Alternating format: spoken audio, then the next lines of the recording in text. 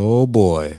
So you heard the news, the commotion about Beyonce. You know, she has a country album that's coming out, and there's this country music station where the manager there said that we do not play Beyonce on KYKC because she is not a country artist. This is what I'm telling you, man. You're saying that you do not play Beyonce because she's not a country artist, but yet she created a whole country album. She has a country single that's out right now. Listen to it. Go listen to it, by the way. It's Texas Hold'em and 16 Carriages is out now. But yet a country music station won't play her music. I wonder why. Maybe because she's black.